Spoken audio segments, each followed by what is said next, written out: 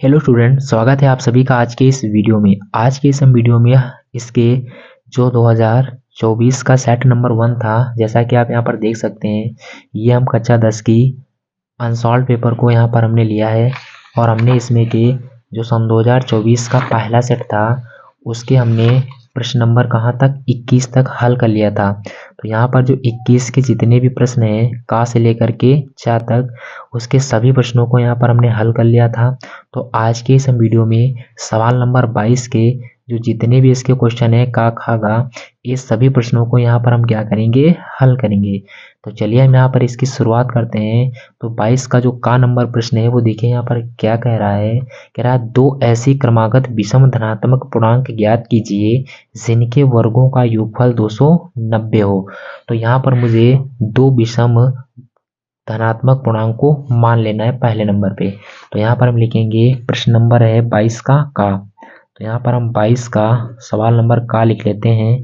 22 का है तो यहाँ पर हम पहले मानेंगे माना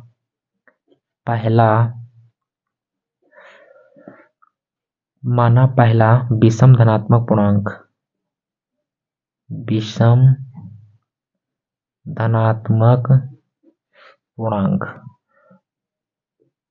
तो हम पहला विषम धनात्मक पूर्णांक मान लेते हैं कितना, x। तब यहाँ पर लिखेंगे दूसरा विषम धनात्मक पूर्णांक। तो यहाँ पर दूसरा विषम धनात्मक पूर्णांक कितना हो जाएगा, जायज बात है x+2 हो जाएगा। अब यहाँ पर x+2 क्यों होगा, इस बात को आप लोग यहाँ पर समझ लीजिए कि यहाँ पर देखिए हमने जो पहला विषम धनात्मक पूर्णांक माना है वो x माना है। सपोज डेट अगर हम अंकों की बात करें तो यहाँ पर हमने पहला मान लिया कि जो विषम धनात्मक पूर्णांक है वो कितना है, 1 है। अब अगर आप एक में कोई विषम संख्या को ऐड करोगे, जैसे कि हमने विषम संख्या 3 जोड़ दिया, ओके, तो ये भी देखिए एक विषम धनात्मक पूर्णांक है और ये भी एक तुम्हारा विषम धनात्मक पूर्णांक है। अब आप अगर इन दोनों को जोड़ेंगे तो यहाँ पर 4 मिल जाएगा। तो 4, अब देखिए जो धनात्मक पूर्णांक मिल रहा है ये धनात्मक तो है लेकिन कैसा प्राप्त हो रहा है, सम प्राप्त हो रहा है। बट यहाँ पर सवाल क्या कह रहा है, विषम की केवल बात कर रहा है। तो विषम धनात्मक पूर्णांक को प्राप्त करने के लिए अगर हमने एक विषम धनात्मक पूर्णांक को x माना है तो दूसरे वाले को प्राप्त करने के लिए हम क्या करेंगे, उसी x में एक सम संख्या जोड़ेंगे। जैसा कि यहाँ पर आप देख सकते हैं हमने सम संख्या कितना जोड़ दिया, 2 जोड़ दिया। अब अगर यहाँ पर देखिए हमने पहला धनात्मक पूर्णांक एक को लिया था, अब इसमें अगर हम 2 जोड़ेंगे तो 2 में 1 जोड़ते हैं तो कितना प्राप्त होगा, 3 प्राप्त होगा। अब ये 3 कैसी संख्या है, विषम संख्या है। तो यहाँ पर क्या करना है कि अगर आपने पहला विषम धनात्मक पूर्णांक x लिया है तो दूसरा विषम धनात्मक पूर्णांक कितना हो जाएगा, x+2 हो जाएगा। तो अब यहाँ पर देखिए क्वेश्चन में कह रहा है कि धनात्मक पूर्णांक जिनके वर्गों का योगफल 290 है। तो यहाँ पर लिखेंगे प्रश्नानुसार कह रहा है कि जो धनात्मक पूर्णांक है उनके वर्गों का योगफल 290 दिया हो। तो यहाँ पर देखिए x का वर्ग करेंगे प्लस यहाँ पर हो जाएगा x+2 का वर्ग। ये किसके बराबर दे रखा है, 290 के बराबर हो गया, ओके। अब यहाँ पर इसको हम सरल करेंगे तो ये हो जाएगा x²। यहाँ पर देखिए a+b का होल स्क्वायर बनना है तो a² हो जाएगा प्लस b² का मतलब 2 का स्क्वायर करेंगे तो 2 का स्क्वायर होगा, प्लस में होता है 2a इंटू में कितना, b। ये बराबर में किसके है, 290 के हैं।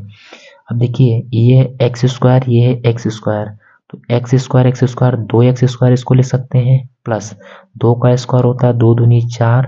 अब देखना ये दोनों की आपस में मल्टीप्लाई हो जाएगी तो 2 दूनी 4x हो जाएगा, बराबर में कितना है, 290 के हैं। अब देखिए यहाँ पर हम क्या करेंगे, इसको लिख सकते हैं ऐसे ही 2x², 4x को हम पहले लिख लेंगे, ये प्लस का 4 ऐसे लिखा रहने दो। ये देखिए इधर बराबर के उधर दिया हुआ है 290, इसको हम बराबर के इधर लाएंगे तो ये माइनस का हो जाएगा 290 और बराबर में उधर कुछ नहीं बचेगा तो 0 रहेगा।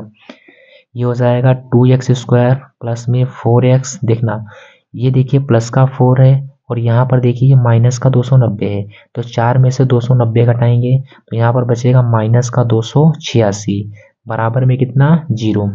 अब यहाँ पर देखिए हम तीनों में से 2 को कॉमन ले सकते हैं तो यहाँ पर बचेगा x² प्लस 2 दूनी 4x, तो 2 बचेगा, 2x माइनस 2 1 कम 2, 2 चक्कू 8, 2 3 6, बराबर में कितना, 0। ये हो जाएगा एक्स स्क्वायर प्लस में 2x माइनस में 143 बराबर में कितना 0, क्योंकि यहाँ पर देखिए 2 ये गुणांक में है, इसको बराबर के उधर भेजेंगे तो 0 के बटे में आएगा, और 0 के बटे में अगर कोई संख्या होती है तो उसका मान 0 हो गया। अब यहाँ पर देखिए ये मुझे द्विघात समीकरण मिल गया, तो इसके हम क्या कर लेंगे गुणनखंड। तो गुणनखंड करने का रूल क्या होता है कि लास्ट वाली संख्या की गुणा पहले से कराते हैं, तो 143 की गुणा 1 से कराएंगे, 143 एक कम 143 आएगा। ओके, अब 143 के ऐसे गुणनखंड करो कि जोड़ने या घटाने पर कितना आना चाहिए, 2 आना चाहिए। मैंने क्या कहा कि 143 के ऐसे कोई 2 गुणनखंड बनाओ जिससे जोड़ें या घटाएं तो वहां पर मुझे कितना प्राप्त हो, 2 प्राप्त हो। तो यहाँ पर हम देखिए इसको 11 से काट सकते हैं, 11 कम 11 3 बचेगा, 11 3 33 और 13 को स्वयं 13 से काटेंगे, 13 एक कम 13। अब यहाँ पर देखिए 11 और 13 143 के गुणनखंड है, अगर हम 13 में से 11 को माइनस कर दें तो यहाँ पर 2 प्राप्त हो जाएगा, बिल्कुल प्राप्त होगा। तो यहाँ पर यही इसका क्या हो जाएगा, गुणनखंड हो जाएगा। तो ये हो जाएगा एक्स स्क्वायर प्लस, हम क्या किए हैं 13 में से 11 को माइनस करेंगे, ये x लिखा है लिख लो, माइनस के 143 बराबर में कितना 0। ये हो जाएगा एक्स स्क्वायर प्लस, क्योंकि यहाँ पर प्लस है ब्रैकेट को खोलेंगे तो प्लस है, प्लस प्लस प्लस तो रहेगा 13, और 13 की गुणा x से हो जाएगी 13x, ये प्लस है ये माइनस, प्लस माइनस माइनस 11 की गुणा x से कराएंगे 11x, माइनस में 143 के बराबर में कितना 0। अब देखिए हम इन दोनों में से x कॉमन ले सकते हैं, तो यहाँ पर x कॉमन हो जाएगा, एक x चला गया तो एक x ब्रैकेट में बचेगा और प्लस में कितना बचा है 13। इन दोनों में से देखिए हम कितना कॉमन ले सकते हैं, माइनस का 11 कॉमन ले सकते हैं, तो यहाँ पर आप कितना बचेगा 100 सॉरी कितना बचेगा 11 कॉमन चला जाएगा, तो 11 कम 11 11 3 33 मतलब x प्लस 13 बचेगा, बराबर में कितना है 0 है। अब यहाँ पर देखिए हम दोनों में से कितना कॉमन ले सकते हैं, तो दोनों में से यहाँ पर हम कॉमन ले सकते हैं x प्लस 13, तो ये x प्लस 13 कॉमन हो जाएगा, तो यहाँ पर बचेगा x माइनस 11 बराबर में कितना 0। तो एक बार हम इसको ले सकते हैं x प्लस 13 के बराबर में 0, एक बार लिख सकते हैं x माइनस 11 के बराबर में 0।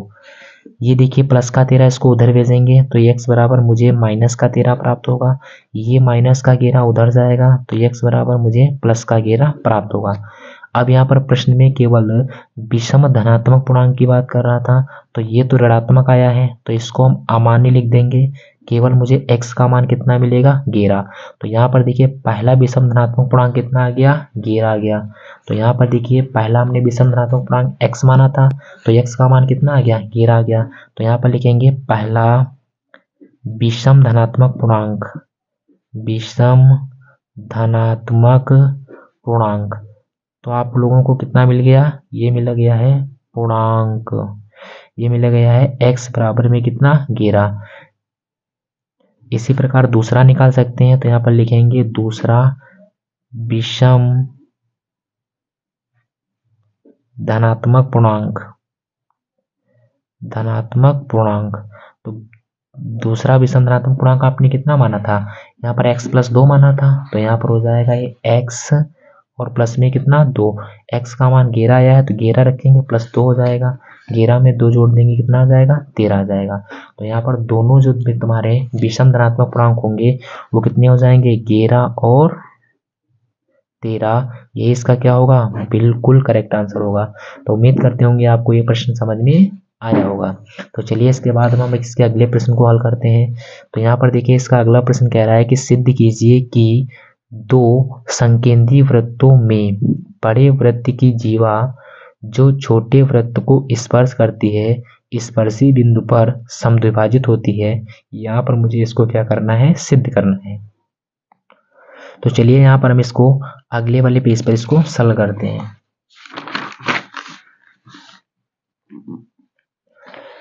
तो सबसे पहले देखिए क्या दिया हुआ है कि सिद्ध कह रहा है दो संकेंद्रीय वृत्त। तो यहाँ पर हम क्या करते हैं कि सबसे पहले दो संकेंद्रीय वृत्त मान लेते हैं, बना लेते हैं।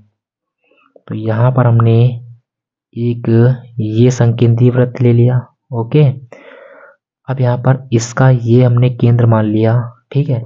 अब संकेंद्रीय वृत्त का मतलब यहाँ पर ये होता है कि एक ही केंद्र के दो वृत्त लेना है। तो यहाँ पर हमने दूसरा संकेंद्रीय वृत्त ले लिया इस प्रकार से, यहाँ पर हमने दूसरा संकेंद्रीय वृत्त ले लिया इस तरह से, ठीक है। अब यहाँ पर देखिए क्या कह रहा है कि सिद्ध कीजिए कि दो संकेंद्रीय वृत्तों में बड़े वृत्त की जीवा जो छोटे वृत्त को स्पर्श करती है।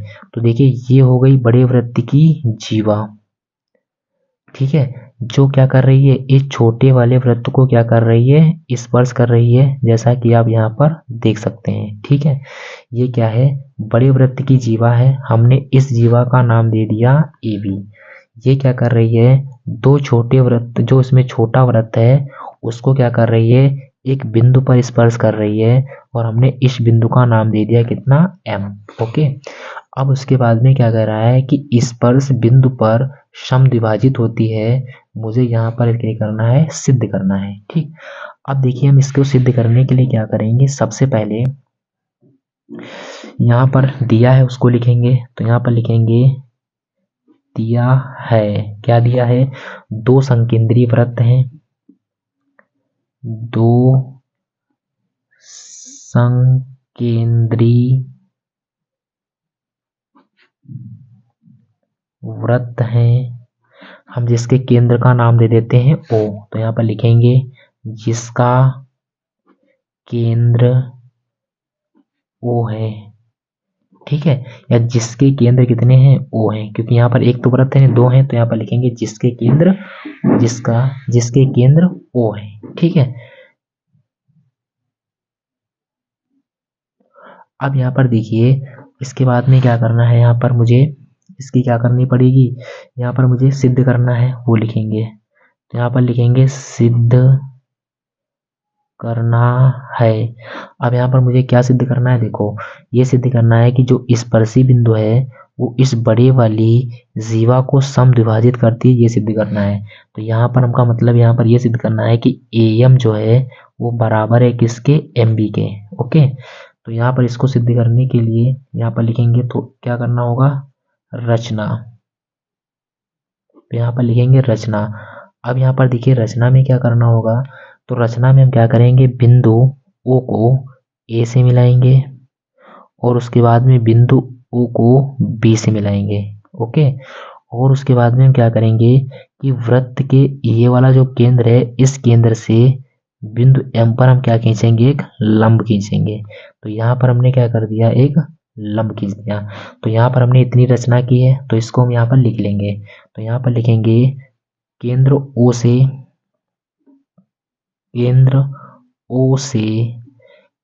बिंदु A व B को मिलाया। दूसरे नंबर पर यहाँ पर हमने रचना में क्या किया है कि केंद्र से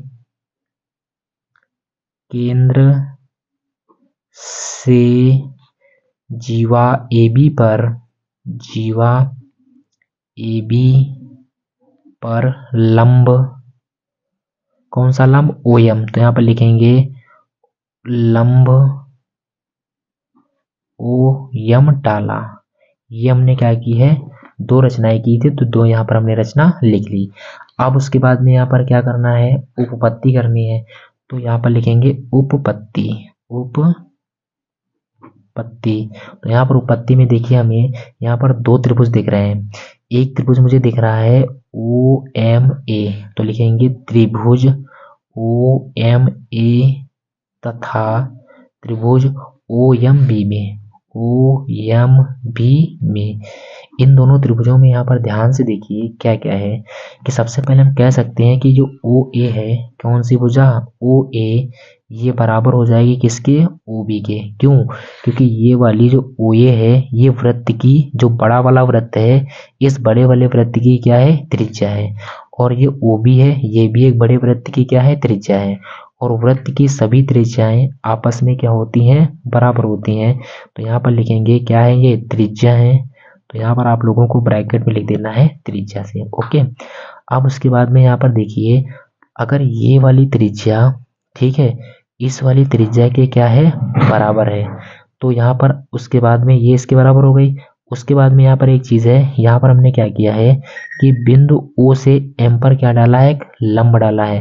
तो यहाँ पर देखिए इस साइड में जो AB रेखा है, मतलब जीवा है, इस पर ये वाला कोण 90 अंश का बनेगा। सेम उसी प्रकार इधर के साइड में भी एक कोण 90 अंश का बनेगा।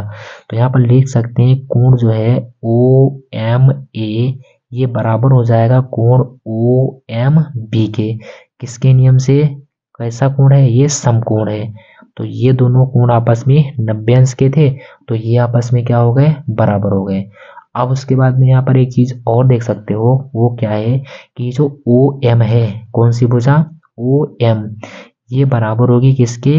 OM के बराबर होगी। कैसी है? उभयनिष्ठ है। उभयनिष्ठ, ठीक है, उभयनिष्ठ है। उभयनिष्ठ का मतलब होता है कि ये जो OM भुजा है ये दोनों त्रिभुजों में कॉमन है। तो अब देखिए यहाँ पर इन दोनों त्रिभुजों के क्या है कि दो भुजाएं आपस में बराबर हैं और एक कोण आपस में क्या है? बराबर है। तो अगर किसी भी त्रिभुज की दो भुजाएं बराबर हो और एक एंगल बराबर हो, तो वहां पर हम कह सकते हैं साइड एंगल साइड सर्वांग समता से त्रिभुज जो तुम्हारा है OMA ये सर्वांगसम हो जाएगा त्रिभुज। कैसे? देखना, सर्वांगसम होगा उसके अगले वाले के। तो यहाँ पर आप सर्वांगसम कैसे रखेंगे? देखना, यहाँ पर देखना कोण जो OM है वो बराबर है किसके? OMB के। मतलब M वाला कोण M के बराबर है। तो यहाँ पर देखिए हमने इस त्रिभुज में M को कितने स्थान पर लिया है? दूसरे स्थान पर लिया है। तो जो दूसरा वाला त्रिभुज है उसका भी जो M कोण जाएगा वो दूसरे स्थान पर जाएगा। उसके बाद में देखिए यहाँ पर अगली जो भुजा है OA, कौन सी भुजा है? OA। यहाँ पर देखना OA भुजा है ना, ये भुजा जो OA है वो OB के क्या है? बराबर है। तो यहाँ पर आपने इस त्रिभुज में OA का स्थान पहले और तीसरे पर दिया है, तो OB का स्थान भी पहले और तीसरे पर होगा। तो O को मैंने पहले पर कर दिया, B को तीसरे पर कर दिया। तो यहाँ पर जो OM है त्रिभुज ये सर्वांगसम हो जाएगा OMB के। किसके नियम से? साइड एंगल साइड सर्वांग समता से, सर्वांग समता से। ओके, अब आप लोगों ने पढ़ा होगा कि अगर कोई भी दो त्रिभुज आपस में सर्वांगसम होते हैं तो वहां पर हम कह सकते हैं कि उनकी संगत भुजाएं भी आपस में बराबर होती हैं। तो यहाँ पर जो संगत भुजा है कौन सी है? AM। कौन सी भुजा है? AM। AM ये बराबर हो जाएगी BM के, या कह सकते हो MB के, MB के, जो कि मुझे यही सिद्ध करना था। किसके नियम से? CPCT से, CPCT नियम से। ओके, तो उम्मीद करते होंगे यही मुझे प्रूव करना था। तो यहाँ पर लिखेंगे इति सिद्धम, यही सिद्ध करना था। ओके, तो यही हमारा सिद्ध हो गया। तो उम्मीद करते होंगे आपको ये क्वेश्चन समझ में आ गया होगा। अब उसके बाद में देखिए एक सवाल दिया हुआ है, त्रिभुज का है हमारे समझ से। कह रहा है कि चित्र में, तो सबसे पहले इसका एक चित्र दिया हुआ इधर साइड में, हम इसके चित्र को पहले बना लेते हैं। ये चित्र जो है वो कुछ इस प्रकार का है। तो यहाँ पर हम इसको बना लेते हैं।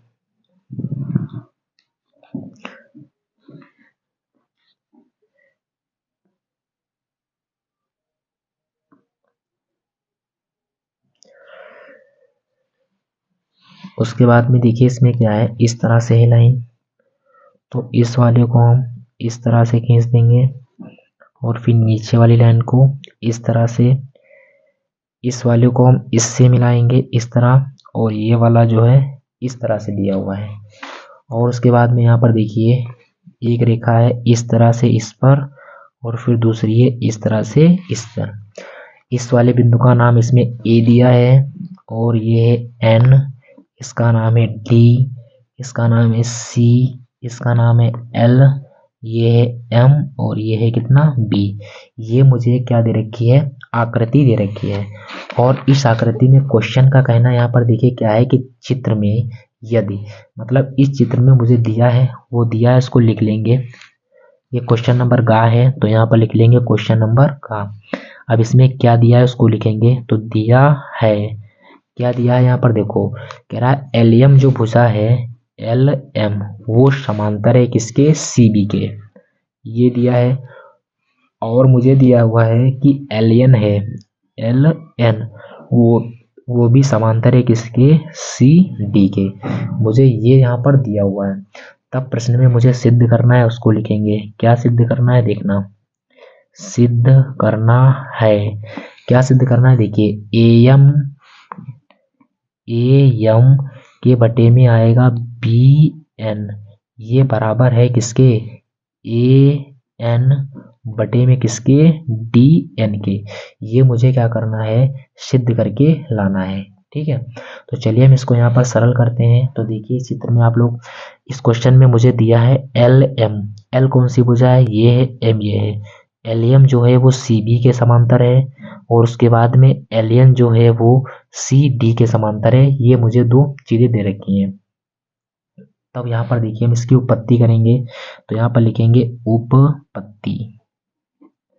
तो उपपत्ति में देखिए यहाँ पर क्या है कि सबसे पहले देखिए कौन सी भुजा है, एलियम, ये दे रखी है। एलियम जो है वो समांतर है किसके, सी बी के। ओके, तो यहाँ पर हम कह सकते हैं थेल्स की प्रमेय से क्या होती है, समांतर है। तब कह सकते हैं हम किसकी प्रमेय से, थेल्स प्रमेय से, थेल्स परिमेय से।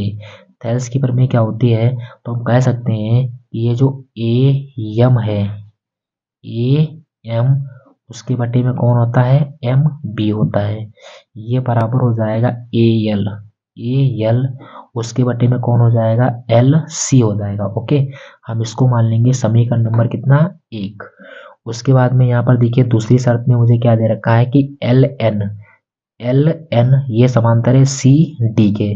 तो यहाँ पर लिखेंगे एल एन है वो समांतर है किसके, सी डी के। तब यहाँ पर हम पुनः लिखेंगे थेल्स प्रमेय से। तो चलिए हम इसको यहाँ पर इधर लिख लेते हैं। तो यहाँ पर लिखेंगे पुनः थेल्स प्रमेय से, थेल्स परिमेय से।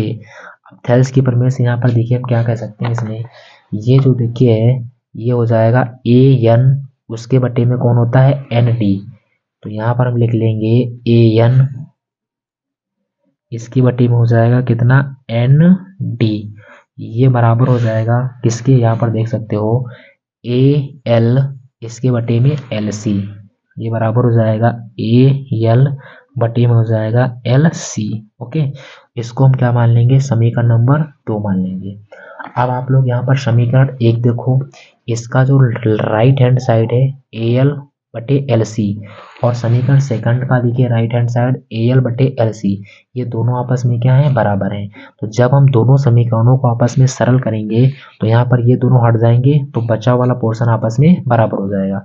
तो यहाँ पर लिखेंगे समीकरण फर्स्ट व सेकेंड से। तो जब दोनों समीकरणों को आपस में सरल करेंगे तो ये हो जाएगा ए एम, उसके बटे में हो जाएगा एम पी, बराबर हो जाएगा ए एन, उसके बटे में हो जाएगा एन डी। इतना तो आप लोगों को समझ में आ गया होगा। ठीक है, अब यहाँ पर देखिए हम क्या करेंगे, ये देखिए अब यहाँ पर देखो इसको मुझे सॉल्व करके जो सिद्ध करना है उसको लाना है। तो उसको लाने के लिए देखिए क्या करना है, मुझे अपॉन में यहाँ पर कितना लाना है, एम बी आ गया, डी एन आ गया, ए एम आ गया, डी एम आ गया। यही मुझे क्या करना था, सिद्ध करके लाना था, जो कि आपको यहाँ पर प्राप्त हो गया है। देखिए ऊपर ए एम था, नीचे एम बी को चाहे बी एम को बात बराबर है। उसके बाद में ए एन था, अपॉन में डी एन है, एन डी को चाहे डी एन को बात आपस में बराबर है। यही मुझे क्या करना था, प्रूव करना था, जो कि यहाँ पर प्रूव हो गया। ओके, अब यहाँ पर इसके अगले प्रश्न को यहाँ पर हम देखते हैं। अगले प्रश्न में यहाँ पर क्या दिया हुआ है, देखिए यहाँ पर दिया हुआ है द्विघात बहुपद के शून्यांक ज्ञात कीजिए। यहाँ पर जो द्विघात बहुपद दिया है उसके शून्य ज्ञात करना है, और शून्यांकों तथा गुणांकों के बीच संबंध में सत्यता की क्या करनी है, जांच करनी है। तो चलिए हम इसको भी यहाँ पर देख लेते हैं, सरल करते हैं। सबसे पहले द्विघात जो बहुपद दिया है उसको यहाँ पर लिखते हैं। तो यहाँ पर देखिए सवाल नंबर जो घ है उसमें एक द्विघात बहुपद दिया हुआ है, द्विघात बहुपद। द्विघात बहुपद यहाँ पर देखिए दिया हुआ है एक्स का स्क्वायर, प्लस में दे रखा है 7x, और प्लस में कितना दे रखा है 10। यहाँ पर कह रहा है के शून्यक ज्ञात कीजिए। ठीक है, तो यहाँ पर इसके मुझे शून्य ज्ञात करना है, के शून्यक ज्ञात कीजिए। तो इस प्रश्न में मुझे इसकी क्या करनी है, शून्य ज्ञात करने हैं। तो शून्य ज्ञात करने के लिए देखिए हम क्या करेंगे, सबसे पहले ये जो द्विघात बहुपद है इसको p ऑफ x के बराबर मानेंगे। तो यहाँ पर लिखेंगे माना, क्या मानेंगे, माना p ऑफ जो x है वो किसके बराबर है, x square plus 7x plus में कितने 10 के है। ओके, अब यहाँ पर देखिए कि अगर कोई भी द्विघात बहुपद होता है उससे मुझे अगर शून्य ज्ञात करना है, तो शून्य ज्ञात करने के लिए हम क्या करेंगे, p ऑफ x के बराबर जो माना है उसके बराबर हम पुनः क्या मानेंगे, 0 मानते हैं। तो यहाँ पर लिखेंगे शून्यक के लिए, शून्यक के लिए। तो यहाँ पर शून्य के लिए जो p ऑफ x है इसको हम 0 के बराबर रखेंगे। तो यहाँ पर देखिए इसके बराबर 0 रखेंगे तो हो जाएगा x square plus 7x plus में 10 के बराबर में 0। ओके, ये मुझे देखिए अब यहाँ पर जब इसके बराबर में 0 हो गया तो यहाँ पर मुझे एक द्विघात समीकरण मिल गया है। अब हम इस द्विघात समीकरण के गुणनखंड करेंगे, उसकी सहायता से जो हमारे x के मान प्राप्त होंगे वही इस बहुपद के क्या होंगे, शून्यक होंगे। तो चलिए यहाँ पर इसको हम सरल करते हैं। तो यहाँ पर देखिए 10 एक कम 10, गुणनखंड करने का रूल क्या होता है, लास्ट वाली संख्या की गुणा पहले से कराते हैं। तो यहाँ पर 10 है, यहाँ पर कोई संख्या नहीं है तो 1 होगा, 10 एक कम 10। अब 10 के ऐसे गुणनखंड करो, जोड़ने या घटाने पर कितना आना चाहिए, 7 आना चाहिए। तो आप आसानी से कह सकते हो 5 दूनी 10, अगर हम 5 में 2 जोड़ देंगे तो यहाँ पर 10 मिल जाएगा, मतलब 7 मिल जाएगा, और 5 की 2 से गुणा कराएंगे तो 10 मिल जाएगा। ओके, तो ये हो जाएगा एक्स स्क्वायर प्लस 5 प्लस 2 और इंटू में x प्लस में है 10 बराबर में कितना, 0। ये हो जाएगा एक्स स्क्वायर प्लस 5 की गुणा x से कराएंगे 5x होगा, प्लस 2 की गुणा x से कराएंगे 2x होगा, प्लस में 10 बराबर में कितना, 0। अब यहाँ पर देखिए इन दोनों में से मुझे x कॉमन मिलेगा तो हमने यहाँ पर x कॉमन ले लिया। ये हो जाएगा x प्लस में कितना, 5। अब इन दोनों में से हम 2 कॉमन लेंगे तो यहाँ पर बचेगा x प्लस 5 बराबर में कितना, 0। सभी में से क्या कॉमन मिल रहा है, तो सभी में से x प्लस 5 कॉमन मिल रहा है। तो यहाँ पर हो जाएगा x प्लस 2 बराबर में कितना, 0। तो यहाँ पर देखिए एक बार हम लिख सकते हैं x प्लस 5 के बराबर 0, एक बार लिख सकते हैं x प्लस 2 के बराबर में 0। ये प्लस का 5 उधर जाएगा तो माइनस का होगा, तो x बराबर हो गया माइनस का 5। ये हो गया प्लस का 2 उधर जाएगा तो माइनस का 2 होगा, तो यहाँ पर x बराबर मिल गया माइनस का 2। तो यहाँ पर देखिए मुझे x के 2 मान मिल गए। तो यहाँ पर जो पहला शून्यक है वो माइनस का 5 हम ले लेते हैं, और जो दूसरा शून्यक हो गया वो माइनस का कितना है, 2 है।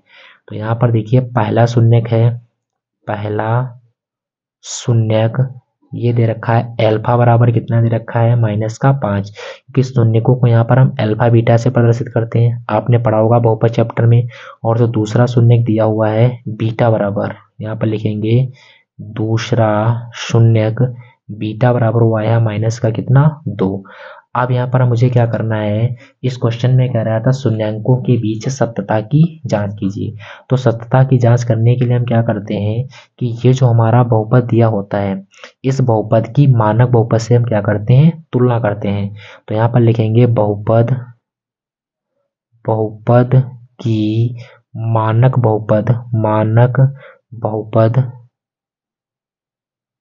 बहुपद से क्या करने पर, तुलना करने पर। तो जब इसकी मानक बहुपद से आप तुलना करेंगे तो मानक बहुपद क्या होता है, ax स्क्वायर होता है। तो a बराबर यहाँ पर कितना मिलेगा, 1 मिलेगा, b बराबर मुझे 7 मिलेगा, और c बराबर कितना मिलेगा, 10 मिलेगा। तो यहाँ पर अब पहला हम यहाँ पर संबंध में सत्यता की जांच करेंगे शून्यांकों के योगफल की। तो यहाँ पर लिखेंगे शून्यकों का योगफल। तो शून्यकों का योगफल बराबर सूत्र होता है माइनस में b अपॉन में कितना, a, मतलब अल्फा प्लस बीटा बराबर सूत्र होता है माइनस में b अपॉन में कितना, a।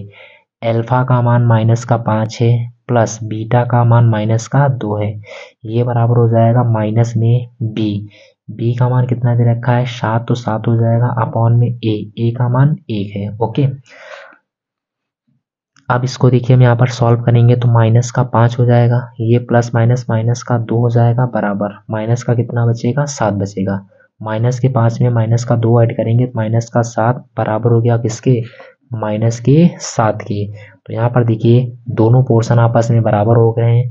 तो यहाँ पर शून्यांकों के जो योगफल है उसके भी सत्यता की जांच एकदम सत्य आ गई। अब यहाँ पर एक होती है दूसरी जिसको बोलते हैं शून्यांकों का गुणनफल। तो यहाँ पर लिखेंगे शून्यकों का गुणनफल, शून्यकों का गुणनफल। तो शून्यकों का गुणनफल बराबर सूत्र आपने पढ़ा होगा सी अपॉन में कितना होता है एल, मतलब ए होता है। तो अल्फा इंटू बीटा बराबर हो गया सी अपॉन में कितना ए। तो यहाँ से देखिए अल्फा का मान कितना है, अल्फा का मान मतलब पहला शून्य -5 आया था, गुणे में बीटा का मान दूसरा शून्य कितना आया था -2 आया था, बराबर सी। सी का मान अभी निकाले आपने को कितना आया था 10 था, अपॉन में ए का मान 1 है। तो माइनस माइनस प्लस हो जाएगा, 5 दूनी 10 बराबर 10। ये भी देखिए यहाँ पर आपस में बराबर है। तो यहाँ पर मैंने सत्यता की जांच भी कर ली। तो शून्यांकों के बीच और योगफल मतलब गुणांकों और योगफल, गुणनफल और योगफल दोनों के बीच में मान आपस में कैसे बराबर हैं। तो यहाँ पर इसकी सत्यता की जांच भी 100% सही है। इसका मतलब यही इसके बिल्कुल करेक्ट आंसर होंगे -5 और -2। यही इस द्विघात बहुपद के शून्यक होंगे। ओके, अब इसके बाद में हम इसके अगले सवाल को हल करेंगे। तो यहाँ पर देखिए सवाल नंबर जो डा है उसमें देखिए क्या कह रहा है कि निम्नलिखित बारंबारता सारणी से माध्य ज्ञात कीजिए। यहाँ पर मुझे ये जो एक बारंबारता सारणी दे रखी है इससे क्या मुझे ज्ञात करना है, माध्य ज्ञात करना है। तो चलिए यहाँ पर हम इसको सरल करते हैं। तो यहाँ पर हमने देखिए सबसे पहले ये मुझे एक सारणी दे रखी थी और इस सारणी में मुझे वर्ग अंतराल दे रखा था जिस प्रकार यहाँ पर देख सकते हैं, और इस सारणी की मुझे बारंबारता दे रखी थी। तब यहाँ पर प्रश्न में माध्यक पूछ रहा है। तो आप लोगों को पता होगा कि जब किसी भी बारंबारता सारणी से माध्यक ज्ञात करना होता है तो माध्यक ज्ञात करने के लिए हम क्या करते हैं कि जो हमारी सारणी में बारंबारता दी होती है उस बारंबारता की सहायता से हम पहले संचयी बारंबारता निकालते हैं। तो संचयी बारंबारता निकालने का तरीका क्या होता है, ये जो 2 होता है इसको हम एज इट इज लिख लेते हैं वैसे का वैसे। अब उसके बाद में इसके अगले वाले को जोड़ेंगे तो 2 में इसको जोड़ना है, 2 में 4 को जोड़ते हैं कितना हो जाएगा 6 हो गया। ओके, अब 6 में जस्ट अगले वाले को जोड़ना है तो 6 और 7 कितना होता है 13। तो यहाँ पर हम 13 लिख लेंगे। 13 में जस्ट अगले वाला अंक जोड़ना है तो 13 में 3 को जोड़ेंगे कितना होता है 16 हो जाएगा। तो यहाँ पर हमने 16 लिख लिया। 16 के फिर अगला वाला अंक जोड़ना है 2, तो 16 में 2 को जोड़ेंगे कितना हो गया 18 हो गया। तो ये जो होती है ये मुझे जो जोड़ने पर प्राप्त हुआ है इसको कहते हैं संचयी बारंबारता। संचयी बारंबारता निकालने के लिए हम किसका प्रयोग करते हैं, बारंबारता का प्रयोग करते हैं। बारंबारता की सहायता से ही संचयी बारंबारता निकाली जाती है। कैसे निकाली जाती है आप लोग यहाँ पर फिर से देख लीजिए। जो 2 लिखा था उसको एचडी लिख लेना है, मतलब जो पहला अंक हो बारंबारता में उसको वैसे का वैसे उतार दो। उसके बाद में उसको जस्ट आगे वाले अंक उसमें जोड़ते चले आओ। जैसे कि 2 में हमने 4 जोड़ा तो 2 में 4 जोड़ेंगे तो 6 मिल गया। अब 6 में हम उसका अगला अंक जोड़ेंगे 7, तो 6 में 7 जोड़ेंगे कितना हो गया 13 हो गया। 13 में अगला अंक जोड़ेंगे, 13 में 3 है, 3 में 13 जोड़ेंगे 16 हो गया। अब 16 में जस्ट अगला अंक जोड़ेंगे तो 16 2 कितना होता है 18 हो गया। तो ये जो मुझे प्राप्त हुई है संचयी बारंबारता हो गई, संचयी बारंबारता यहाँ पर मिल गई। अब यहाँ पर देखिए संचयी बारंबारता में जो सबसे लास्ट वाला अंक बनता है वो होता है n का मान। तो यहाँ पर देखिए n का मान कितना मिला है मुझे 18 मिला है। ठीक है, तो आप लोगों को क्या करना है कि ये जो n का मान मिला है इसका जस्ट आधा कर दो। तो n/2 का मान निकालते हैं तो 18 के बटे में कितना हो जाएगा 2, तो 18/2 कितना होता है 9 मिल गया। अब आप लोगों को 9 चेक करना है का किसके किसके बीच में मिलेगा। तो देखिए 2 और 6 के बीच में देखेंगे तो 9 नहीं मिलेगा, लेकिन यहाँ पर 6 और 13 के बीच में 9 मिलेगा। तो छोटा वाला अंक छोड़ देते हैं, जस्ट बड़ा वाला अंक ले लेते हैं। क्या मैंने कहा फिर से समझ लो। आप लोगों को यहाँ पर देखना है कि 9 कहाँ पर प्राप्त होगा। तो 9 देखिए इसके बीच में प्राप्त देखेंगे तो इसके बीच में 9 नहीं मिलेगा। फिर उसके बाद में 6 और 13 के बीच में देखेंगे तो 6 और 13 के बीच में 9 होता है। तो यहाँ पर देखिए 9 से 6 छोटा है तो छोटे वाले अंक को छोड़ देते हैं, बड़े वाले अंक को ले लेते हैं। तो बड़े अंक के सामने के जितने भी ऑप्शन हैं वो सारे के सारे तुमको अंक इस तरह से बंद कर लेने हैं। अब उसके बाद में देखिए ये जो मान बारंबारता में होता है ये होता है f का मान।